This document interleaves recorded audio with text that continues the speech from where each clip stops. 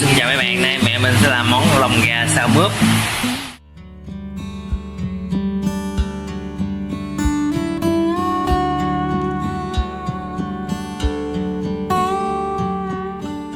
Có những buổi trưa hè như thế, gió nhẹ nhẹ thổi qua hàng câu, tiếng ve râm ran ngoài đầu ngõ và mùi thơm từ căn bếp nhỏ sau nhà khiến lòng tôi bồi hồi lạ lắm.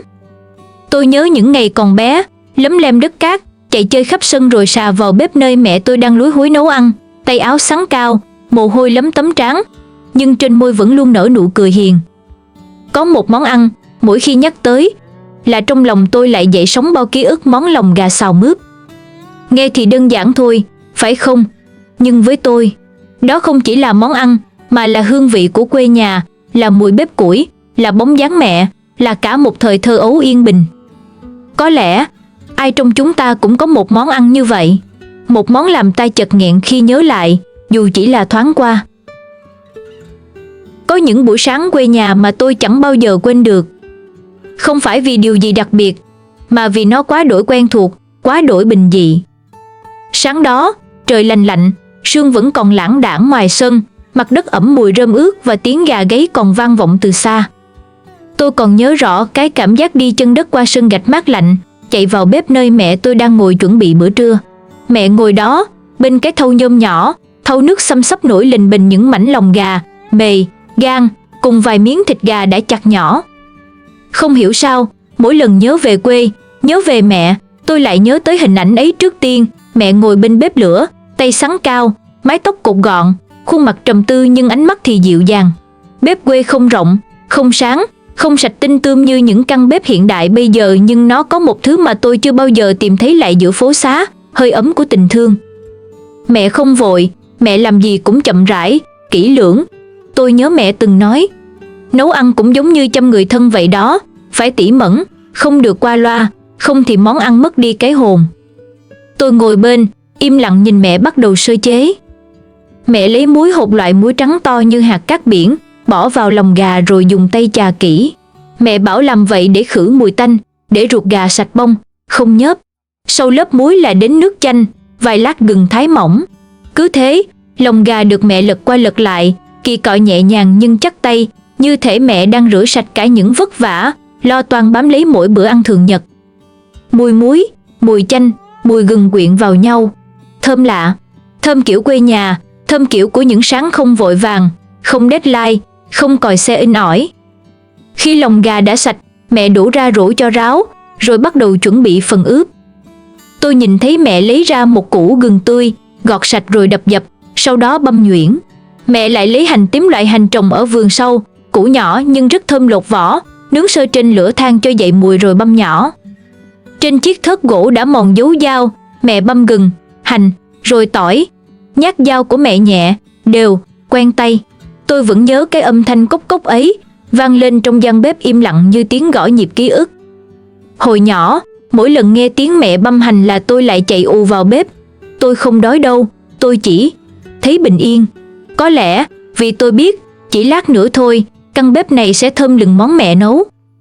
Mẹ cho tất cả gia vị vào tô, một thìa gừng, một thìa hành tím, chút tiêu xay, nửa thìa muối, một thìa nước mắm ngon loại nước mắm mà mỗi năm dì tôi dưới quê biển gửi lên, mặn mòi đúng chất quê. Mẹ lại thêm một nhúm bột ngọt không nhiều, chỉ vừa đủ để vị ngọt không đến từ hóa chất, mà như được nâng lên từ chính miếng gan gà, từ vị ngọt của mướp, từ vị đậm đà của ký ức. Tôi thấy mẹ lấy tay trộn đều, không dùng muỗng, không đeo bao tay ni lông như người thành phố bây giờ. Tay mẹ sạch, mùi gừng, mùi hành quyện vào đầu ngón tay, lẫn với cả tình thương. Tôi chưa bao giờ thấy ai ướp gà mà chậm rãi như mẹ. Từng miếng lòng, miếng mề được trộn kỹ, áo đều một lớp gia vị sóng sánh, thơm nồng.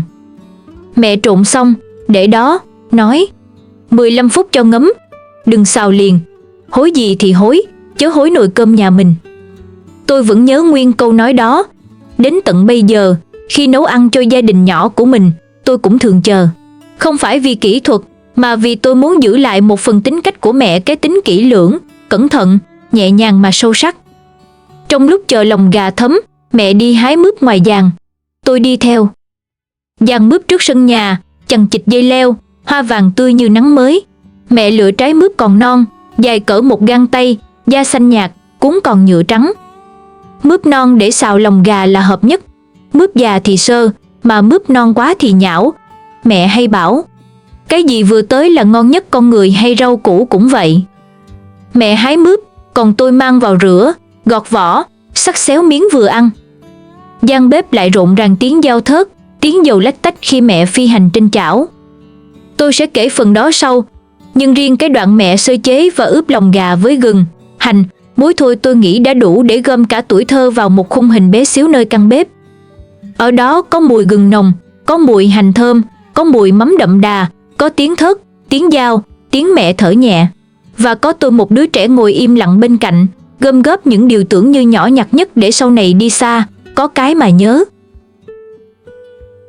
Có ai từng sống ở quê mà không một lần ăn lòng gà xào mướp với huyết chan cơm nóng? Tôi thì không chỉ ăn mà còn thuộc nằm lòng từng bước mẹ làm. Giờ ngồi giữa phố xá đông người, thở ra toàn khói bụi, mà lòng tôi thì vẫn hít được mùi thơm của nồi xào lòng trên bếp ga nhỏ ngày nào. Hôm đó, mẹ tôi không nói nhiều. Mẹ hiếm khi nói nhiều trong bếp, nhưng bếp chưa bao giờ thiếu tiếng nói. Đó là tiếng dầu mỡ reo lên khi hành tím được phi thơm, là tiếng xông nồi chạm vào nhau, là tiếng mẹ thở đều đều khi nghiêng người đảo lòng, là tiếng xào xào vang lên rộn ràng mà thân thương lạ. Tôi nhớ mẹ bắt cái chảo đen đấy, cái chảo nhôm để dùng bao năm, đấy sạm lửa nhưng bên trong lại trơn bóng vì được dùng quen tay. Bếp ga mẹ bật khẽ cạch một cái, lửa cháy lên xanh lam, thứ lửa không đỏ rực như bếp củi nhưng cũng đủ ấm để nấu một nồi cơm chanh đầy thương nhớ. Mẹ rót một chút dầu ăn vào chảo, đợi nóng rồi cho hành tím vào. Hành phi nghe có vẻ đơn giản nhưng mẹ tôi lại làm ra được thứ mùi thơm riêng biệt, chỉ cần ngửi thấy là tôi biết ngay mẹ đang xào lòng. Hành bốc mùi thơm, chuyển sang vàng nâu, mẹ nhanh tay trút hết phần lòng và huyết gà đã ướp vào. Lúc ấy, tiếng chảo lập tức vang lên xèo xèo, mùi thịt gặp nóng dậy lên một làn khói nhẹ nhẹ ngào ngạt, lôi kéo cả ký ức về. Tôi còn nhớ, mẹ hay bảo, lòng với huyết phải xào trước, cho nó săn lại, cho nó thấm. Mướp bỏ sớm là nhão, món sẽ hỏng. Mẹ cầm vá đảo đều, không vội, không chậm mà vừa phải. Tôi vẫn luôn tin, chỉ có người từng trải, từng đau lưng vì đứng bếp, từng rướm mồ hôi bên nồi cơm chiều, mới đảo món ăn được theo cái cách mà mẹ tôi làm, chắc tay, thấu hiểu, thương từng miếng nhỏ. Huyết gà mẹ luộc trước, cắt miếng vuông như quân cờ rồi ướp sơ với chút nước mắm, gừng đập dập, chút tiêu xay. Khi bỏ vào chảo, huyết không nát, không vỡ, mà mềm, dai, thơm. Lòng gà, mề gà được mẹ xào đến khi hơi săn, ngã sang màu nâu nhạt, thơm dậy lên mùi hành phi lẫn với mùi gừng và mắm, mùi khói bếp ga hơi bén vào mép áo. Tôi ngồi nhìn mẹ mà lòng rưng rưng. Thứ cảm xúc ấy nói chẳng rõ ràng là buồn hay vui.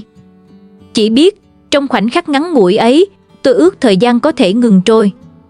Để mẹ vẫn cứ đứng bên bếp, tóc còn đen, tay còn khỏe, chảo vẫn còn xào đều đều. Để tôi mãi là đứa con nít, ngồi lặng lẽ bên cạnh, nhìn mẹ nấu ăn. Khi lòng gà săn lại, mẹ mới đổ mướp vào. Mướp vừa sắc xong, xanh mướt, tươi rói, vẫn còn hơi ướt nước rửa. Mẹ thả từng nắm vào, rồi nhanh tay đảo lên. Tiếng chảo khi ấy không còn xèo xèo mạnh mẽ như lúc đầu, mà dịu lại như một bản nhạc nhẹ đang đến đoạn êm đềm. Mướp gặp nóng, mềm dần ra, chuyển màu xanh ngã ngã, tỏa ra thứ mùi ngọt thanh. Không phải ngọt như đường, mà ngọt kiểu của đất, của nắng, của những buổi trưa trèo lên giàn mướp hái trái, nắng xuyên qua kẽ lá làm sáng rỡ cả tuổi thơ. Mẹ đảo nhẹ vài vòng rồi mới cho phần hành lá vào sau cùng. Hành cắt xéo, dài chừng 2 đốt ngón tay, xanh ngát, vừa bỏ vào là mùi thơm bốc lên. Cả gian bếp như được rót một lớp hương quê thanh sạch, đơn sơ, mà sâu sắc lạ thường. Mẹ nêm lại lần cuối, một chút mắm, một chút tiêu không đo bằng muỗng, mà đo bằng kinh nghiệm của mấy chục năm nấu ăn nuôi chồng, nuôi con. Nêm xong, mẹ tắt bếp, gian bếp lặng xuống. Chảo xào vẫn còn nghi ngút khói. Hơi nóng bốc lên, quyện vào không khí, làm ướt mắt tôi một cách rất khẽ. Tôi không nói gì. Mẹ cũng không hỏi. Hai mẹ con tôi chỉ nhìn nồi xào như thể đang nhìn lại cả chặng đường dài mẹ đã đi qua, bằng bàn tay, bằng trái tim, bằng bếp lửa. Tôi lớn lên từ những bữa cơm như thế.